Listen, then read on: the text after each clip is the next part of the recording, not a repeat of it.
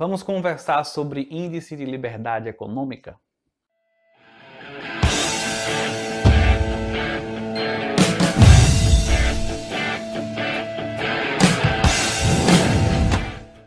Olha, os liberais gostam muito de usar esse índice para dizer o seguinte, para passar a ideia às pessoas, e aí eles colocam lá um mapa, né, de índice de liberdade econômica e compara com o mapa de IDH, para dizer basicamente o seguinte, que existe uma tendência de que quanto maior o grau de liberdade econômica do país, mais esse país tende a ser desenvolvido, né? Então eu vou colocar aqui para vocês um mapazinho em cores, né, do índice de liberdade econômica, em que quanto mais verde, né, o país, tem a legendazinha do lado aí, mas quanto mais verde, maior o índice de liberdade econômica, e vocês podem visualizar que realmente existe uma tendência de que regiões mais desenvolvidas estejam mais esverdeadas, né?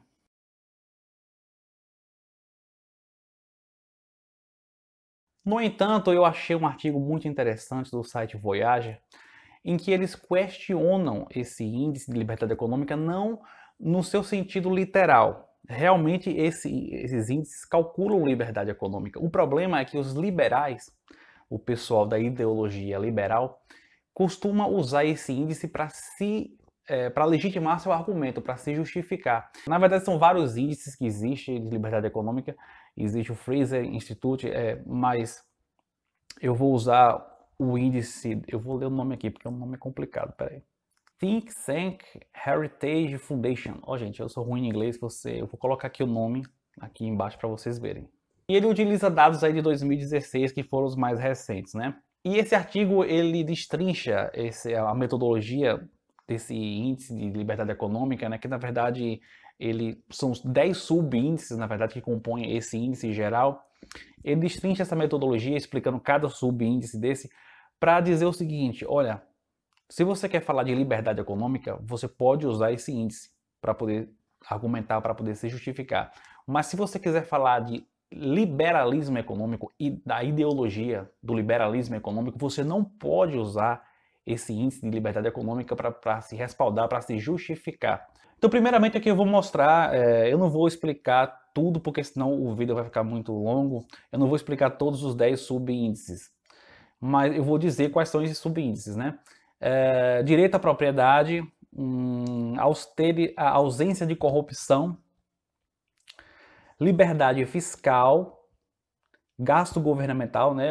Ele quantifica o gasto governamental, liberdade empresarial, que é business freedom, e liberdade trabalhista, liberdade monetária, liberdade comercial, liberdade de investimento e liberdade financeira, né? Esses são os subíndices que compõem esse índice maior aí. Acontece, né, como mostra muito bem essa matéria, se você quiser usar isso aqui para defender o liberalismo econômico, você vai ter que tirar alguns desses subíndices, porque eles não podem estar aqui, porque são questões que são consensuais. Então você não pode usar algo que é consensual, que tanto a esquerda quanto a direita, tanto os estatistas quanto os liberais concordam, para poder defender o liberalismo econômico. Isso é errado, isso é uma metodologia completamente errada, você não pode fazer isso. Então, por exemplo, direito à propriedade.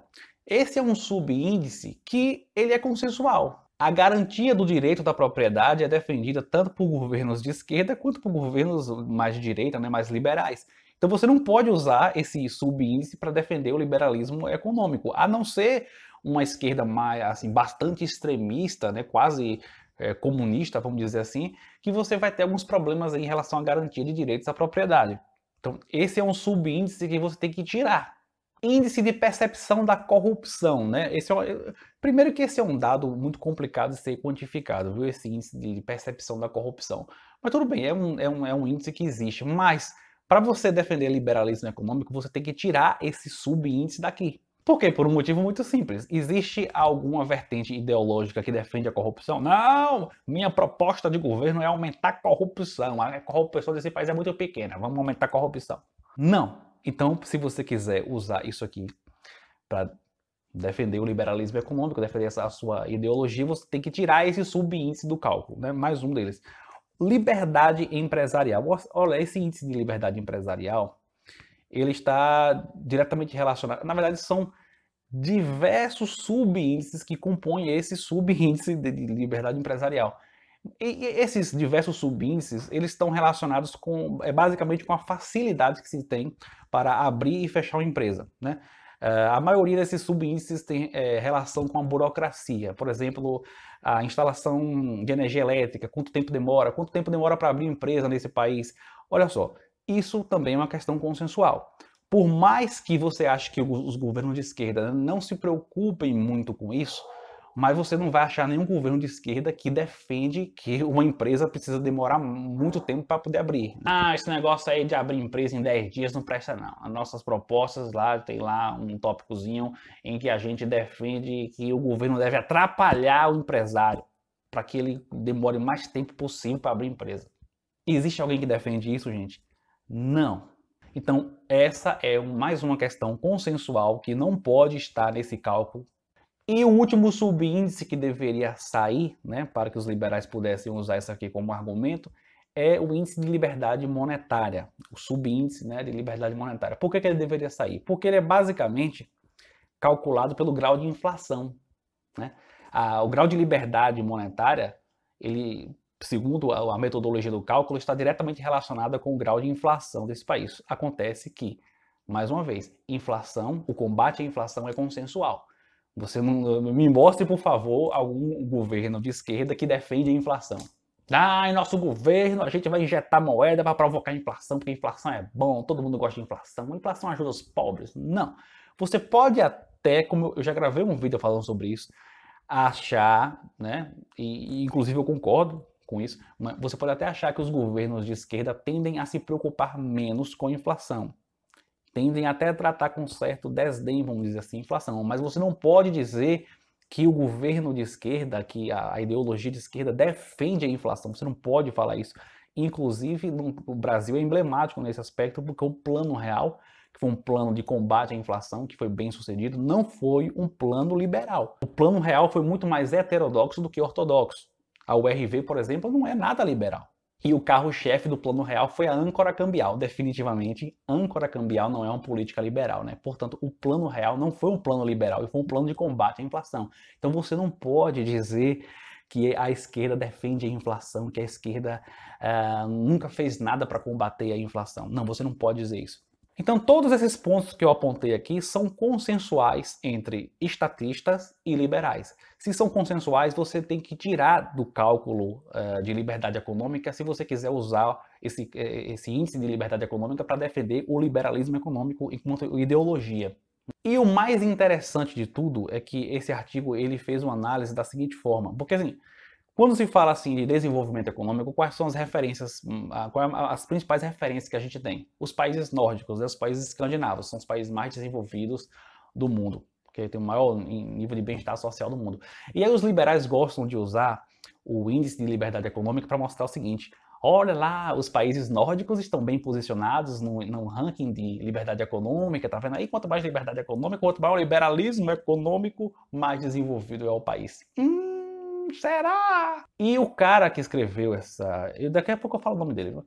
O cara que escreveu esse artigo aqui, ele se deu ao trabalho, ó gente, precisa valorizar porque é um trabalho da zorra. Ele se deu ao trabalho de recalcular o ranking de liberdade econômica, tirando esses 4 subíndices que eu falei aqui para vocês, para tornar uma coisa coerente e justa, né? E após esse procedimento aqui, os resultados são bastante interessantes. Olha, um país como a Finlândia, por exemplo, que está dentro desses países escandinavos que eu falei para vocês, no ranking oficial da liberdade econômica, segundo esse índice, ele está na posição 24, uma posição boa no ranking, né? Ele cai simplesmente para a posição 107, quando é retirado esses 4 subíndices que eu falei para vocês. A França, que estava na posição 75, caiu para 156. A Dinamarca, que estava na posição 12, caiu para a posição 96. Olha a queda drástica desses países nórdicos, né? E Noruega, que estava na posição 32, caiu para 117. Então veja que coisa interessante.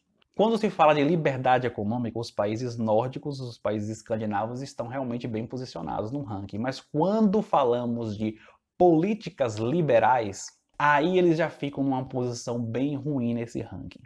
Pois é, né? Então os países mais desenvolvidos econômico e socialmente do mundo, né? Aqueles que são referência de desenvolvimento social e econômico, São países que têm estado muito presente na economia, o estado muito presente na sociedade, que estão numa posição muito ruim quando se fala de políticas liberais para a economia. Mas esse tipo de informação, gente, vocês não vão ver em canais liberais. No canal Ideias Radicais, com certeza você não vai ver esse tipo de informação, porque não é conveniente, já que é um canal libertário, um canal que defende o libertarianismo, defende o liberalismo econômico. Mas é o que eu falo sempre para as pessoas, e já falei aqui no canal também. Olhem sempre a metodologia dos cálculos, gente. Não acreditem em nenhum tipo de índice sem olhar a metodologia antes. Esse país aqui está bem posicionado no índice, não sei o que, certo? Como é feita essa metodologia? Como é feito esse índice? Qual é o cálculo que compõe esse índice? Isso é tudo para hoje. Eu vou colocar aqui linkado na descrição do vídeo o artigo para vocês lerem na íntegra, né? Porque não dá para falar sobre tudo que compõe o artigo. É isso. Compartilhe esse vídeo com seus amigos de esquerda, com seus amigos liberais também. Valeu, tchau, tchau.